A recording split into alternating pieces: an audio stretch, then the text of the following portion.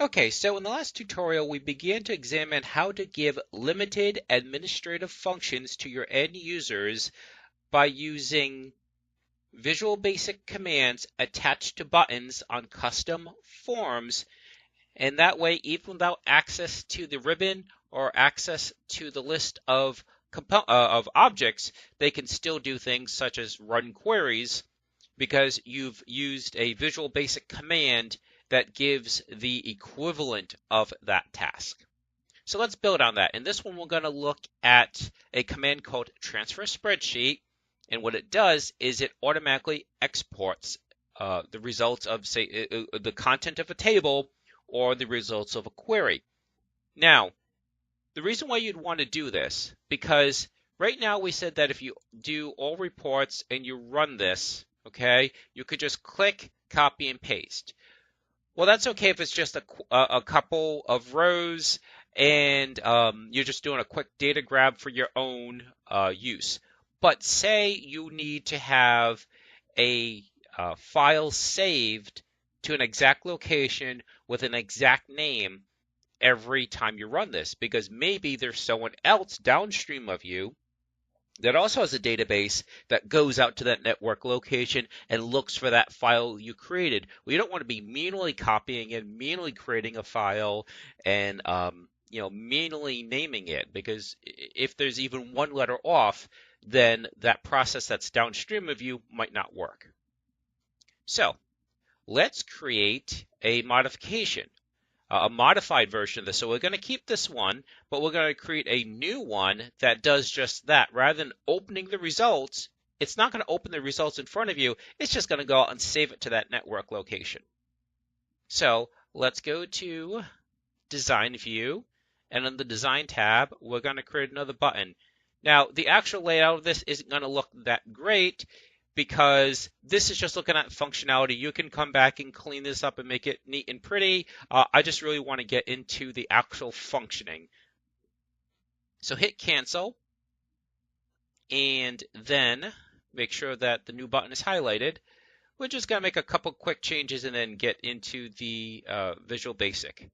So again, let's change the name from Command 2 to, we'll call this Export Report.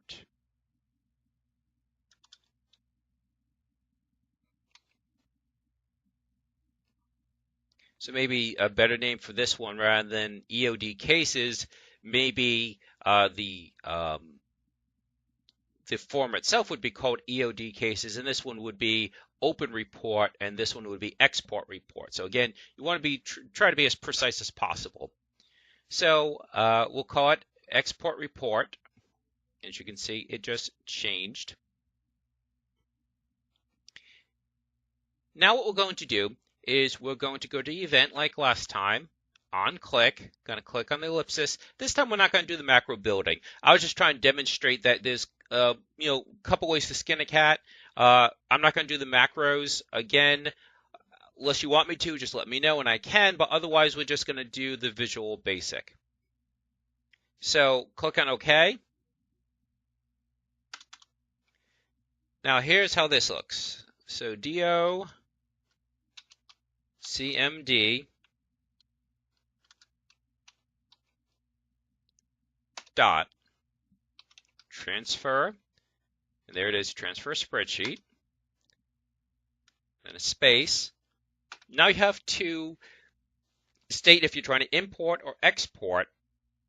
In this case, we're going to do export. So AC, as you can see, it gives you that choice, AC export, comma. Now what do we want to do?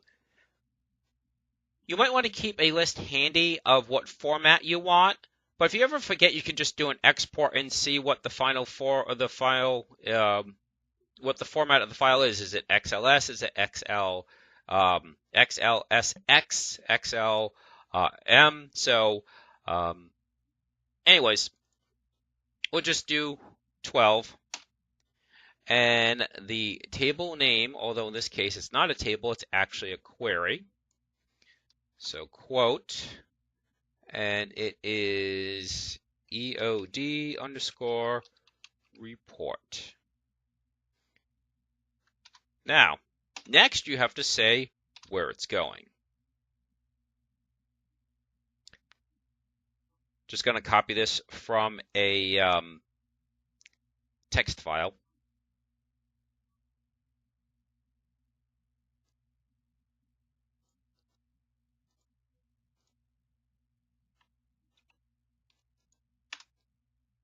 Okay. For you, this is going to be wherever you want to save it. I'm just saving it to the desktop plus a folder that I put on the desktop for this purposes. And then the last one we're going to, the last argument is going to be, does it have field names? In this case, we're going to say true. It does have field names. There's also a range. Not going to mess with that this time. We're going to come back after this runs, and I'll show you a few more variations because don't want to give you too much at once. But for instance, this name, this is a constant because every single time you save it, it will save a report by that name. Well, what if you want a cumulative report and you want to say append the date to the end of it? You can do that. So we'll get to that in a minute. So we'll save that. Close it. Save this. Close it. And I always like to go back and double check like I did last time to make sure it actually took. For some reason, sometimes it doesn't. I don't know if it's a user error on my part, but I like to make sure that it's there. And it is. Okay. So now, here is that test folder. As you can see, it's empty. So export report. Didn't really see much. Briefly thought about it. Now let's go back there. And there it is. So it was empty. Now it's there. So you know it's working. Now, if you expand this, you can see it says it's a binary worksheet. If we look at the properties, it very explicitly says it's XLSB. So like I said, if you can either, you can certainly keep a list of what the various formats are, or you could just do an export and see what it gives you. So if we open that up,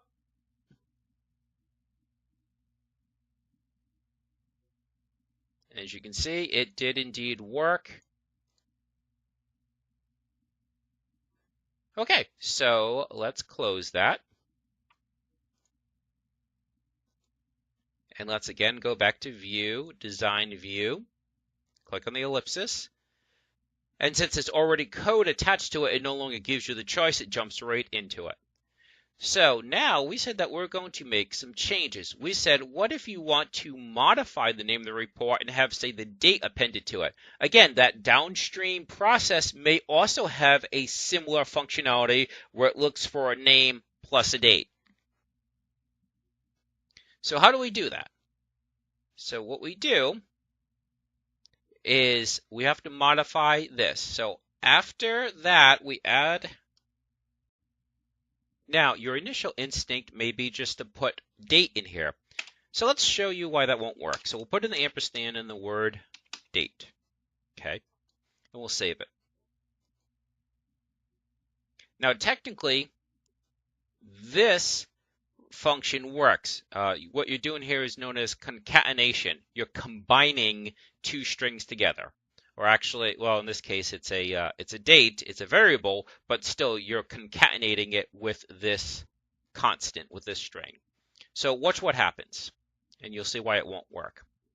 So we'll save, we run, and look what it does. It literally takes it, so it sees the forward slashes in the date, and it doesn't like it because it thinks that you're trying to create, not create, but it thinks that you're trying to designate a directory because it sees those forward slashes. Well, you don't want a directory. So you click on debug and you keep, well, we'll get rid of the ampersand because I have this set as cut and paste.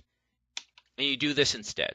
So the ampersand and then month with the word date inside parentheses. In other words, extract the month from the date. Another ampersand, extract day from the date. And you'll see that this will work. We'll save this. We close this. Save this. Export report. No error this time. We go to our folder. And there you go. 928. So it's that easy. So now you can see that the name of the file does not have to be a constant. Perhaps, as we mentioned, that there is some process downstream of you. They are also looking for that name, daily report, with the date appended onto it. And so that's about it. If there's anything else you want to see for this particular statement, just let me know. But I think in the next one, we'll probably move on to AC import. So we showed you how to use the external data administrative functions. So as we just said, okay, maybe someone is downstream of you. Well, let's take that and put that into our database. Maybe we're the ones who are downstream of someone else. And just as we administratively imported data, we'll show you how using TransferSpreadsheet, you can import it, again, from an end user point of view.